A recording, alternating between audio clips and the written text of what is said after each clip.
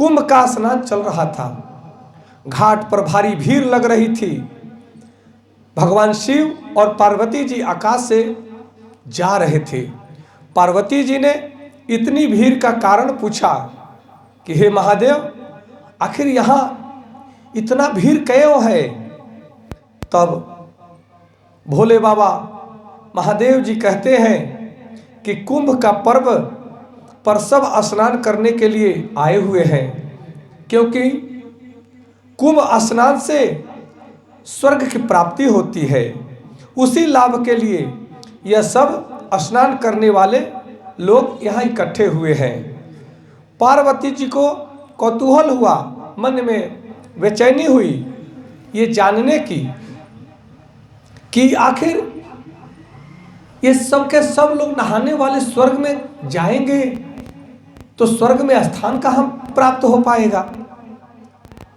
लेकिन ये संदेह को समाप्त करने के लिए, संतुष्ट होने के लिए वे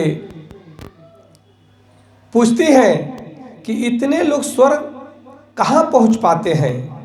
पार्वती ने अपना संदेह प्रकट करते हुए भगवान शिव से समाधान पूछती हैं।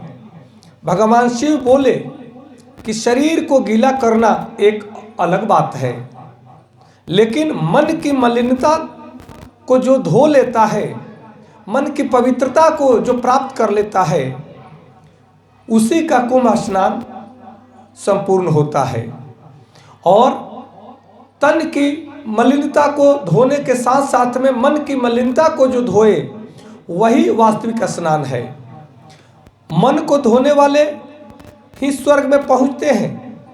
भगवान शिव कहते हैं कि जो मन को पवित्र कर लेता है, जो मन के मैल को धो लेता है, वही स्वर्ग में पहुंचता है।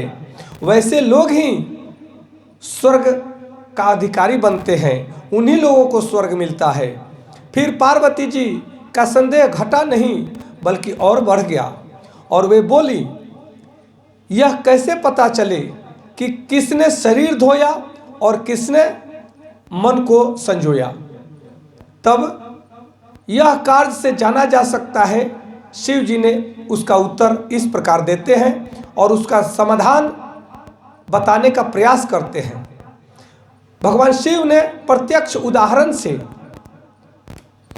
माता पार्वती जी के समस्या का समाधान, संशय का समाधान करने का एक उदाहरण पेश करते हैं।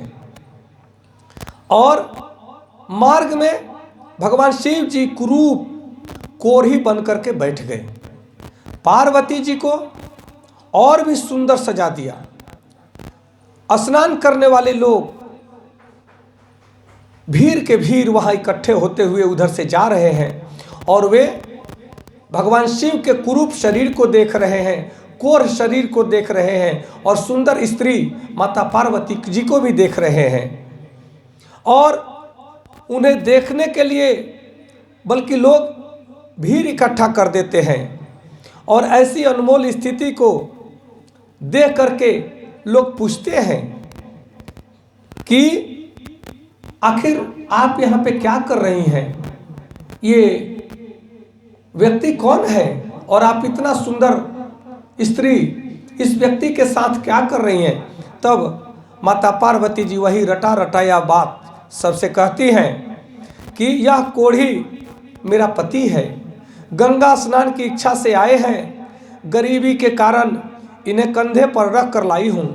बहुत थक जाने के कारण थोड़े विराम के लिए हम दोनों यहाँ ठहर गए हैं। अधिकांश दर्शकों की नीयत डिगती हुई नजर आई। अधिकांश जो दर्शक थे वे तो यहाँ तक कहे कि अरे छोड़ दो इन्हें और आप चलो हमारे साथ, हम आपको कुंभ स्नान कराएंगे और आप खामखा अपना जीवन ऐसे कोढ़ व्यक्ति के साथ क्यों नष्ट कर रही हैं। तो यह सब देख करके पार्वती जी स्तंभित हो जाती है। भला ऐसे भी लोग हैं, भला ऐसे भी लोग स्नान करने के लिए आते हैं कि जिनकी नियत, जिनके मन में कितनी गंदगी भरी हुई है, कोई किसी का सहयोग करने की भाव नहीं रखता और त्रिवेणी में स्नान करके अपने को धन्य मानता है और वह समझता है कि उसका सारा पाप धुल गया। वह बड़ा ही आश्चर्यित भाव से मन ही मन सोच रही है। माता पार्वती जी की निराशा बढ़ती गई। संध्या हो चली, तभी एक उदार चेता व्यक्ति वहाँ पे आते हैं। विवरण वही सुना जो माँ पार्वती सबको सुनाती थी, वही उस व्यक्ति को भी सुनाई है।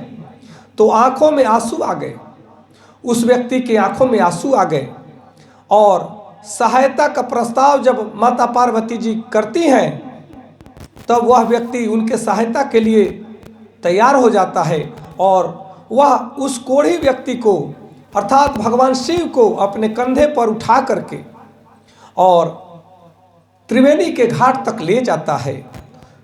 जो सत्तू साथ में लाया था उस सत्तू को भी आपस में बांट करके खाता है, खिलाता है और साथ ही सुंदरी को बार बार नमन करते हुए कहा कि आप जैसी देवियां ही इस धरती को चला रही हैं, आप जैसे सत्यवादी माताओं के ऊपर ही सत्य टिका हुआ है। आप अपने पति धर्म का संपूर्ण निर्वहन कर रही हैं। और इस तरह से बहुत बहुत माता पार्वती जी को धन्यवाद करता हुआ वह व्यक्ति स्नान करने चला जाता है। माता पार्वती जी का और भगवान शिव का प्रयोजन सिद्ध हुआ और वे कैलाश की ओर चल दिए। रास्ते में भगवान शिव ने कहा कि पार्वती, इतनों में एक ही व्यक्ति ऐसा था जिसने मन धोया और स्वर्ग का रास्ता बनाया। स्नान का महात्म्य तो सही है, पर उसके साथ मन को धोने की भी शर्त लगी है। माता पार्वती जी समझ जाती हैं कि स्नान महात्म्य सही होते हुए भी क्यों लोग उसके पुण्य का फल से वंचित रह जाते हैं। यह स्नान तो बहुत पवित्र है। युगों युगों से जहाँ पे ऋषियों के चरण पड़ जाते हैं, कहते हैं कि स्वर्ग से उतर कर देवता गण आए हैं। ऋषि देवता गण के ही श्रेणी में आते हैं। उनके पवित्र चरणों से, अद्भुत दिव्य वचनों से मनुष्य कृतार्थ हो जाता है